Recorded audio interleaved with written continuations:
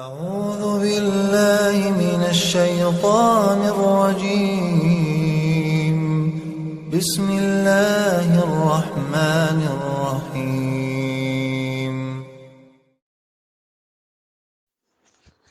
الحمد لله وكفى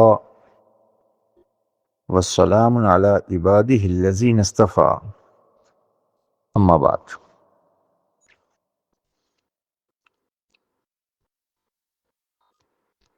امام مسلم رحمہ اللہ نے سیدنا جابر ابن عبداللہ رضی اللہ تعالی عنہ سے نقل کیا ہے، لما کان یوم ترویہ توجہوا الی منی فاحلوا بالحج ورکب رسول اللہ صلی اللہ علیہ وسلم فصلی بها الظہر والعصر والمغرب والعشاء والفجر ثم مکث قلیلا حتی طلعت الشمس۔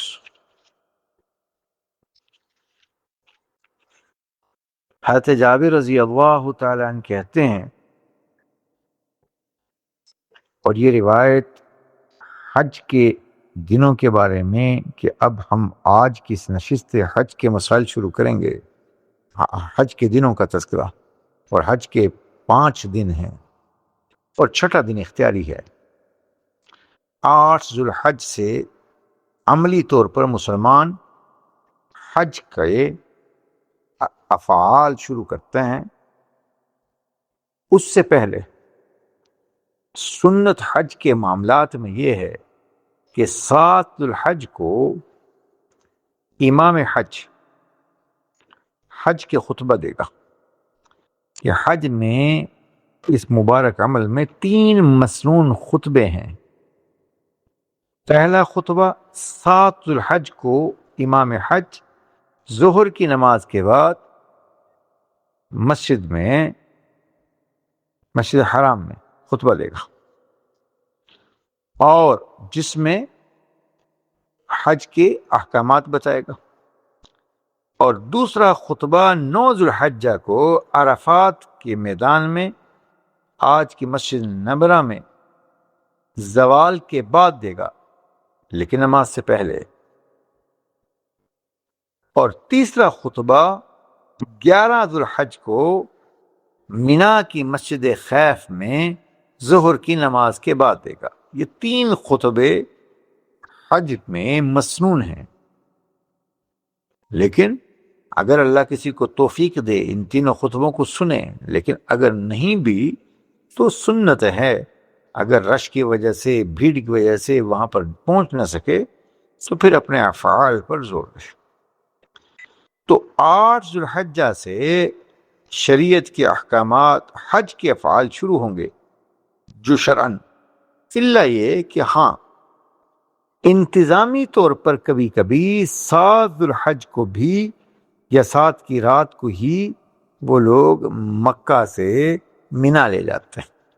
بہرحال ہم تو 8 ذوالحج سے جو شریعت کے احکامات ہیں وہاں سے وہ انتظامی معاملات سے جب وہ لے جائیں تو کوئی حرج نہیں، ان کے ساتھ جانے میں جھگڑنا نہیں، اختلاف نہیں کرنا۔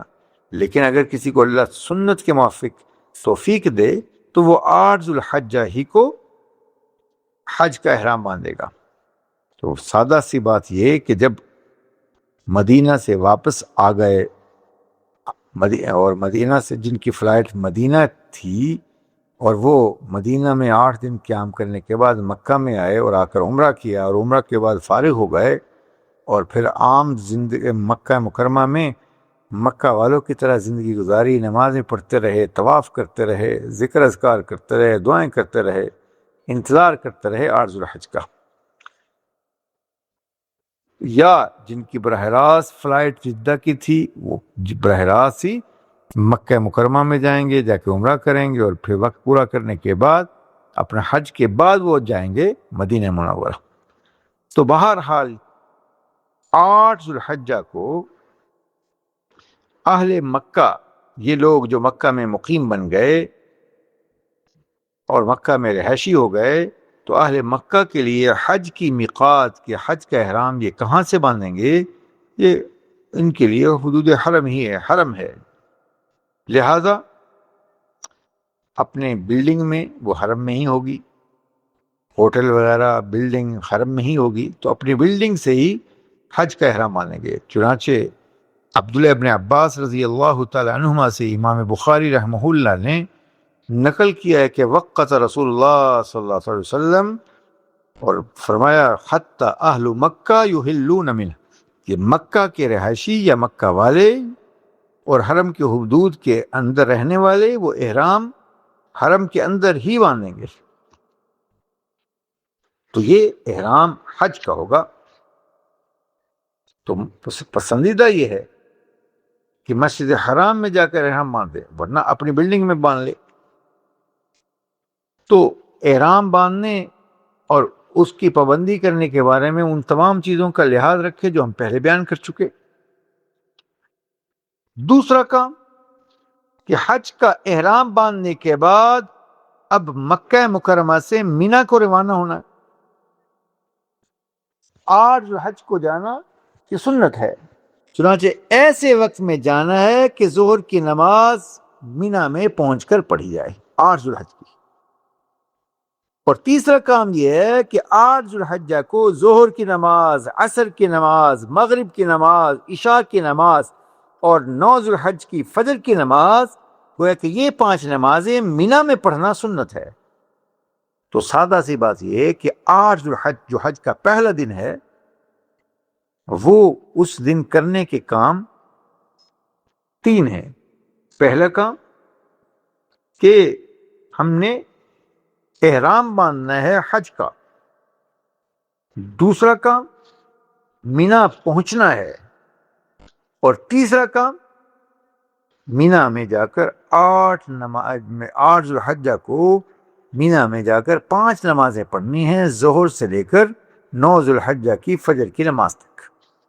لہذا جو حدیث میں نے آپ کے سامنے بیان کی ہے، سیدنا جابر بن عبداللہ رضی اللہ تعالیٰ عنہ کہتے ہیں کہ جب ذوالحجہ کی 8ویں تاریخ ہوئی، جس کو یوم الترویہ بھی کہتے ہیں، اور ترویہ کی بہت سی وجوہات ہیں کہ اونٹوں کو پانی پلایا کرتے تھے یا رجوع کرتے تھے، چلتے تھے، اس لیے تو آپ علیہ السلام سمیت مجمع نے مینا کا رخ کر لیا۔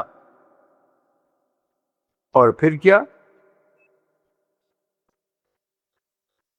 تو اور حج کا احرام باندھ لیا۔ اس سے پہلے نبی علیہ السلام نے مبارک سفر اپنی سواری پر کیا، اور آپ مبارک سفر کے لیے سواری پر سوار ہوئے اور مینا پہنچے، اور وہاں پر آپ علیہ السلام نے 8 ذوالحجہ کی تاریخ کی ظہر کی نماز، عصر کی نماز، مغرب کی نماز، عشاء کی نماز، اور 9 ذوالحجہ کی فجر کی نماز مینا میں پڑھی۔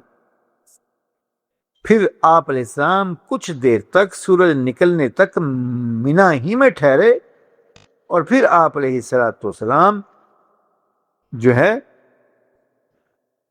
آپ علیہ السلام پھر آگے آپ نے سفر کیا عرفات کے لیے۔ یہاں پر ایک انتظامی مسئلہ اور بھی بیان کہ 8 ذوالحجہ کو، یہ پہلے بھی بیان کر چکا ہوں کہ 8 ذوالحجہ کو مینا جانا اور مینا میں مذکورہ بالا 5 نمازیں پڑھنا، اور 9 ذوالحج کی رات کا اکثر حصہ مینا میں گزارنا یہ سنت ہے، جبکہ باقی اوقات مینا میں گزارنا پسندیدہ ہے۔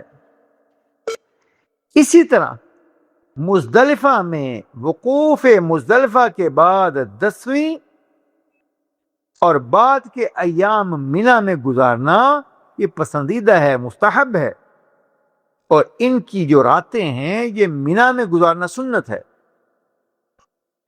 لہذا بغیر کسی عذر کے ان راتوں کو مینا کے علاوہ کہیں اور گزارنا یہ ناپسندیدہ ہے، مکروہ ہے۔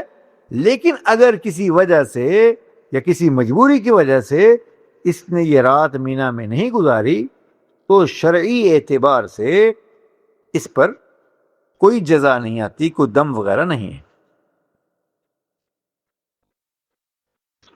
پھر اسی طرح بعض اوقات حکومتی مجبوریوں کی وجہ سے، رش کے زیادہ ہونے کی وجہ سے یا جگہ کی تنگی کی وجہ سے حجاج کو مزدلفہ میں ٹھہرایا جاتا ہے، مینا کی بجائے خیمہ مزدلفہ میں لگتا ہے، اور وہاں پر اس کے ارد گرد لکھا ہوا ہے کہ یہ مینا ہے، مینا کے اندر بورڈ لگے ہوئے ہیں ارد گرد فیروزی کلر کے، اور مزدلفہ کے اندر جامنی رنگ کے، پرپل رنگ کے، اور عرفات میں یالو کلر کے، پیلے رنگ کے بورڈ ہیں کہ بدایت عرفات، کہ عرفات یہاں سے شروع ہو رہا ہے، یہاں عرفات اینڈ ہو رہا ہے، اور یہاں سے مینا شروع ہو رہا ہے، یہاں سے مینا ختم ہو رہا ہے، یہاں سے مزدلفہ شروع ہے ختم، انگریزی میں عربی میں دونوں، مینا سٹارٹس مینا اینڈز، اس انداز سے۔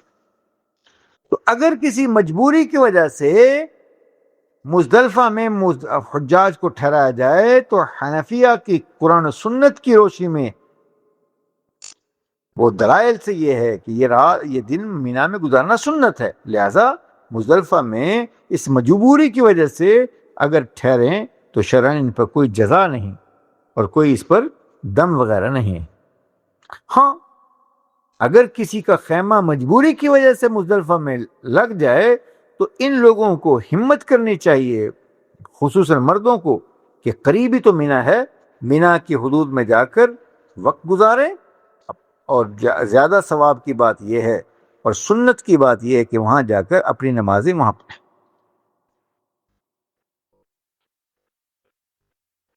تو بہرحال 8 ذو الحجہ کو جو کرنے کا کام یہ ہے کہ احرام باندھنا ہے مکہ میں ہی اپنے حدود حرم میں، اگر مسجد حرام میں باندھ لے تو زیادہ بہتر، اور احرام میں وہ تمام پابندیوں کا لحاظ رکھنا، اور دوسرا پھر مینا کے لیے سفر کرنا، نمبر 3 مینا میں پہنچ کے نمازیں پڑھنا، اور پھر مینا میں احرام کی حالت میں چوتھا کام جو 8 ذو الحج کو کرنے کا ہے وہ وقتاً فوقتاً جو ہے کثرت سے تلبیہ پڑھتے رہنا ہے۔ یہ پہلا دن ہے جو حج کا مکمل ہوا۔ کل سے پھر ہم انشاءاللہ دوسرے دن کا یعنی 9 ذو الحجہ کے مسائل بیان کریں گے۔